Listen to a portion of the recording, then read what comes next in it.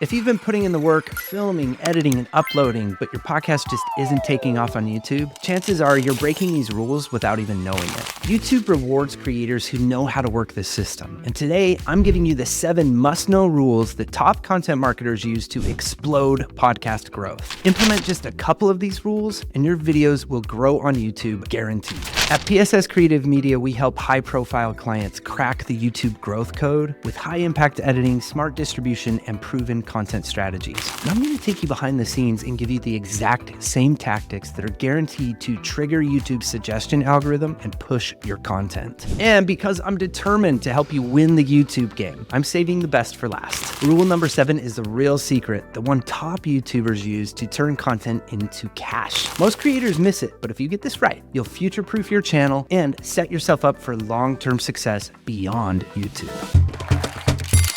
Let's get right to the first rule, thumbnails and titles first. This really is the true fundamental rule of YouTube, and that is if they don't click on it, they don't watch it. So every YouTube strategist is going to suggest to you that before you even start outlining, before you start anything else in your pre-production process, that you think up what the title of your video or your episode is going to be, and that you also sketch out or at least imagine an idea of what the thumbnail is going to be. This is really something that you need to incorporate into your weekly or monthly protocol before you sit down to batch record or outline at all. And this one thing alone will really put your mind in the right place for creating and improving the user experience on YouTube, and it will also increase your probability of success by many times over. Once you know what the title is and the thumbnail is, then it's going to be very natural for you to package and to deliver the information in a way that would match the title and the thumbnail. So this way, the whole user experience from start to finish is a good one. They clicked on the thumbnail because it sparked their interest, so now we have to make sure that we follow the next rule. And an extra part of your protocol here with thumbnails and titles comes after the video has been edited, and that is to always create an A/B test with 3 different thumbnails. So yes, every week that you're posting a video or an episode, you need to create 3 different thumbnails or have your content distributor or your editor create 3 different thumbnails for you. Somewhat recently, YouTube has opened up this amazing feature to be able to A/B test your thumbnails. It will test them to the audiences and it will choose the winner over time. Really cool stuff, and you don't want to miss out on that feature that is now integrated into YouTube. So we've got them to click, we've sparked their interest. Now we need to move on to rule number 2. And this is a promise and the first 3. By a promise, what I'm really talking about is the hook. And by the first 3, I'm referring to the first 3 minutes. But even more than the first 3 minutes, on YouTube, the first 30 seconds is critical. If you go to the analytics of any one of your YouTube videos, you will see that one of the first data points that YouTube gives you in terms of audience retention, one of the big considerations is the first 30 seconds. How many people drop off after watching for 30 seconds? On average, at least half of your people are going to drop off immediately after 30 seconds. So if you can get more than half of the people who click on your thumbnail to stick around for more than 30 seconds, that's going to give you a bunch of algorithmic gold stars. It's going to tell YouTube the people in your test audience love your content, so it's going to push it out and suggest it to people in similar test audiences. So how do we make that first 30 seconds powerful? This is by creating a good hook. And here is a solid hook formula that works for anyone regardless of your show topic. The first thing is to start with a problem or to spark curiosity or open up a curiosity loop. Think of asking your audience a question like, did you know? Think about presenting what is a commonly known truth and then testing it with the opposite, posing that maybe the opposite is the real truth. Somewhere within the first couple sentences of each and every one of your episodes or videos, you should be starting with a curiosity statement with some type of problem, some little hint phrases that might get you thinking in the right terms of a hook. These phrases marketers and salespeople use all the time. The big one is most people are making this mistake. The other one along those same lines is nobody talks about this, but already those little phrases before you plug in whatever you're going to talk about is a way that you could package something together that is sparking curiosity right off the bat. I played this game for 10 hours straight and it broke me. This country is nothing like I expected. You've been doing this one thing wrong your whole life. This $1 trick will save you hours of work. Apple doesn't want you to know this, but most people never use this genius shortcut.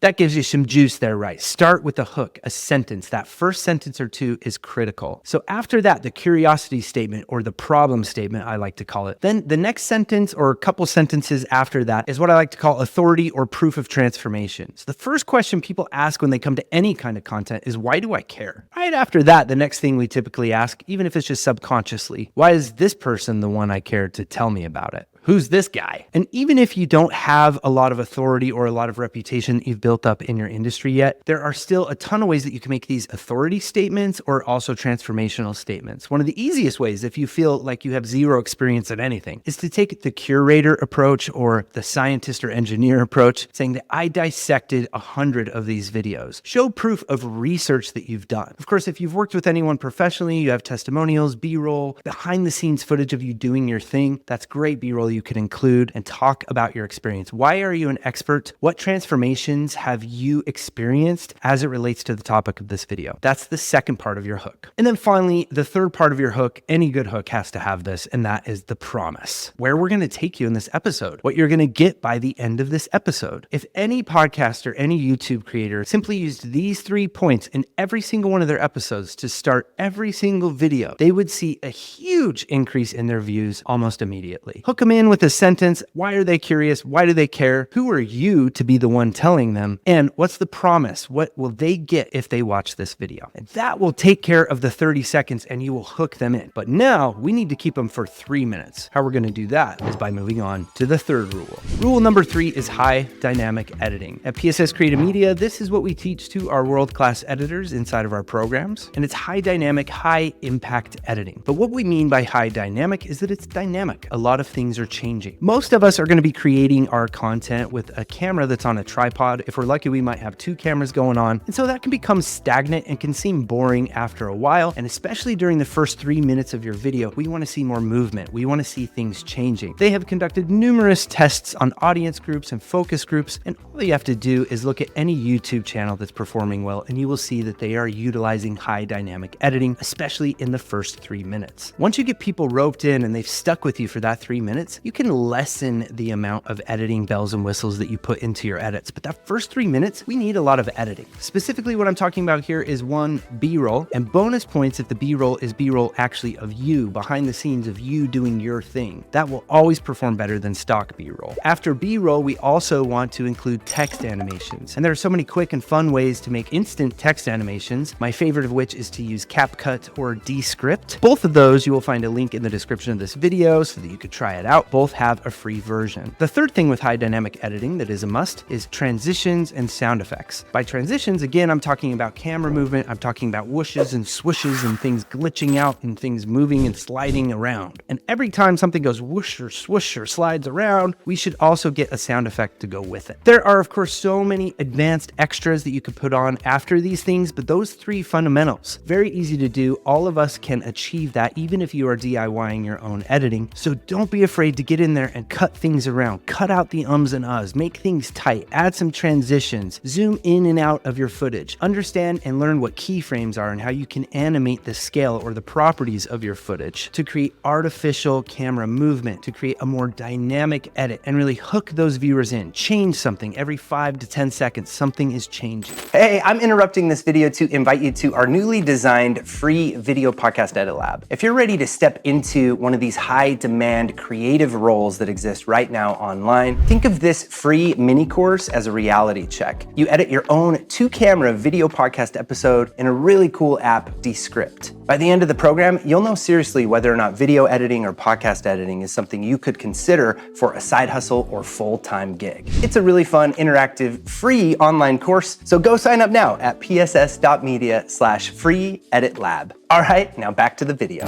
And now we can move on to the 4th rule, and this is a big one, and that is keyword research. YouTube is the 2nd largest search engine in the world, second to its owner, Google. Those 2 search engines also integrate with each other. I'm sure you've noticed yourself when you're Googling that sometimes YouTube will actually populate videos in the search results. Also, have you noticed that ChatGPT and a lot of other platforms also populate YouTube videos as part of their results to you? For this reason, it would be a big error, and this is a huge thing to overlook, and that is not to take advantage of doing some keyword research. For our high-end clients, we build a system for them to do and conduct this keyword research on a quarterly basis, and that's all you have to do. Every few months, you need to spend an hour or two filling out a spreadsheet essentially with a few different columns of what you're looking for with your keyword research and bonus points if you do some competitor analysis. Keyword research is what it sounds like. These are keywords or queries or questions that people are actually typing into YouTube or typing into Google. If you want to get a really clear idea of what this is in the most simple way, just start typing anything into Google and you will see the auto-populate that comes after. That auto-populate is showing you what people most commonly search for as the long tail, or what they search for after those first couple words you type in. There are a ton of really cool tools for this. I love Answer the Public. They have a free version that gives you a few free searches every day. I also really love TubeBuddy, which is a Google Chrome extension and a paid service that really any beginning YouTuber really ought to have as a tool to help them do keyword and competitor analysis on YouTube. There's really no better tool than that. But really, you want to find out what people are searching for in your niche or in your industry or within the topics of what your show and your episodes cover. This is huge, not just for increasing your probability that your videos will come up in search, but it's also huge because it gives you an idea of what people are actually concerned with, what questions your audience is actually asking as it relates to your topics. This will increase your probability of success by so many times. Now you're not just shooting in the dark, but you're more directly aiming towards a way that you can help people, a way that you can provide value for your audience. It's important to know that YouTube is actually going to push your content in different ways. And again, if you look at the analytics on any one of your videos, or if you go to your YouTube studio and really start breaking things apart in there, and you should, because YouTube provides you with so much data and a lot of information and tools in there to help you that are designed to help you grow. But you will notice that you will either get people coming to your videos from suggestions or from search. So you could think of these really as two different departments, and they work with each other to superpower growth on YouTube. Find out what people are searching for and title your videos in a similar way to those keywords, cover those topics in the subtopics of each one of your episodes, and man, you're gonna blow up on YouTube quick, I guarantee it. And now the fifth rule is to optimize every video. Optimizing every video really means going through every little box and making sure that it's checked in the way that it ought to, and filling in all of the fields that you see with every video. So if YouTube allows you to add something or make adjustments to things, make those adjustments, optimize those things, make sure that they are selected the way that you want them to, and have intention with each one of those things. Again, tools like TubeBuddy and also vidIQ will actually give you video optimizing checklists that you can follow, and they will show you how to do each one of these things. But simply, this is just a good title, a good description. Of course, you want to have a lot of relevant information in your description, not just the few sentences about what the video is about. And then as you go down, you will also see tags. Tags are also really useful to fill in, even though right there, YouTube tells you these tags will have very little influence on how your video is going to perform. It's still really important, especially if you're using a tool like TubeBuddy, to put a bunch of tags in there, and then TubeBuddy will use those tags to show you how your channel is ranking for those keywords, which is incredibly useful information. Then, of course, you will want to go check all of the boxes, like it's not made for kids, it is not a sponsored video. Also, you want to make sure that you add your videos to a proper playlist or even a couple different playlists, and that if it is in fact a podcast, that you have a playlist set up as a podcast so that your podcast audio will be distributed to YouTube Music. Another thing that you should always add to every video is the transcript to your episodes and to your videos. There are so many different ways that you can get these transcripts. My favorite way is Descript. Descript creates a quick transcript of your video. You can either copy and paste the text and add it to the subtitle section of YouTube, and it will automatically assign timings, it says, and put those subtitles where they should be. Or Descript also allows you to export an SRT, or what is thought of as a subtitles file. Either way, that's a bunch of textual information, extra content, extra words that you're applying to each and every one of your videos, and it is thought to add a lot of SEO over time, a lot of authority, not to mention that it adds accessibility for any of those who need those closed captions or those subtitles on your videos. And more, we have people consuming our content without even listening. They actually just watch the subtitles. So it increases the user experience for those type of audience members. You also want to make sure to leave a pinned comment on each one of your videos, and that pinned comment should really be trying to spark engagement, spark curiosity. And then with this, a bonus point is during that first day or two that you release your video, you need to make sure and respond to every single comment that a person leaves. It's easy enough to get notifications on your phone, and I know it can be distracting through your workday. Maybe you could also have an assistant help you do this, but it's very important to increase engagement on the channel as much as possible. Now we can move on to number 6, and that is to repurpose shorts. YouTube has been innovating on their shorts platform for a long time. And while it's its own separate platform and it has its own own separate algorithm, an interest-based algorithm for its users. It does have the ability to link to a related video. This is huge, especially for podcasters who are brand new to YouTube. When we have helped our clients to start implementing repurposing some short clips and finding just the right clip to repurpose with its own little hook, really making sure that the first 3 seconds of a short, that first sentence is so critical. But when we have done that with clients, we've seen explosive growth happen to their whole channel and their whole brand, bringing in subscribers and hundreds of thousands of views simply by repurposing content, by cutting out clips and adding it to your shorts feed. What's cool here is a lot of these clips can also be shared on LinkedIn and Instagram and TikTok, which is going to diversify how you distribute your content, and it's going to give you even more impact and a ton more ROI on your time and effort. Of course, this is time consuming from an editing standpoint, and if you are working with an editor, it does require working with an editor who is going to have an attention to detail, who's going to become invested in your project and actually know how to craft and put together a really dynamic short video. There are many automated tools like Opus Clips, or even Riverside FM and Descript have tools that will use AI to find the clips that are best going to perform as a short clip. And while those tools are cool, they're mostly just cool for inspiration, maybe pointing you towards parts of your episode that you hadn't considered as a viral clip. But nothing is really going to beat out a discerning, caring editor who's really taking that time to comb through your episode and to edit it properly. And then during their editing process, that's when they make markers. That's when they copy and paste little clips for considerations into a vertical video clip sequence that they're building as they're editing. Don't miss out on repurposing shorts, and make sure that when you do, you always select a related video to send people from the shorts to. You would also be missing out big time if you don't make that one selection on YouTube. And here we are, as I promised, the big rule that I've saved for last for you. Rule number 7, capture leads. Wait a minute, how does this have to do with YouTube growth? Well, maybe it has more to do with your own business growth, but actually thinking in terms of business, even if you don't have a business worked out yet, thinking in terms of how you can capture leads will set you up for growth. And this is something that is painfully overlooked by so many creators and so many of our clients. The worst thing that can happen for you is for a video of yours to go viral on this platform and for you not to have attached and spoken out loud in your video a clear call to action, which sends people to a link where they can give you their email in exchange for something. This can be a freebie, a downloadable worksheet, an ebook. It can even just be a wait list for a product that maybe you think you might develop one day. It could be a newsletter sign up, and you don't even have to start writing the newsletter yet. But from this point forward, you are never allowed to post anything on YouTube unless there is a clear call to action, and then also that you include a link to that call to action as a comment in your pinned comments and also in your description. This is vital for your growth as a creator, and it really is the only way to think about monetizing. We don't need to get over worried right now about AdSense or trying to become a YouTube partner or trying to sell merchandise. None of that stuff is going to pay off in any way that's going to make any difference for us financially in our lives until we have hundreds of thousands of subscribers. So right now, what we need to focus on is capturing leads. Even if we don't have a defined idea of what it is that we are going to sell them eventually one day, that doesn't matter. What you need to do right now is make sure that you capture that lead. What this is doing is really what all of this has been doing, and that is to think like a marketer, think like a salesperson. And sales and marketing is not slimy, it's not sleazy, it's actually really fun. It's really enjoyable, and it's how you provide value to people. It's how you connect with people, and it really has a lot to do with why you're doing all of this to begin with. Come up with a freebie, come up with a worksheet, come up with an ebook, come up with a newsletter. Think like a marketer. And now that you know those 7 rules, I would like you to see how this video was edited and take you behind the scenes with one of our world-class editors, a recent graduate of the Video+Podcast EditLab, Danielle, as I teach her and show you step-by-step the 5-step high-dynamic, high-impact editing method, or what we like to think of as our millionaire-level content editing and distribution system. You're not going to want to miss out on these amazing tips. Go check them out now.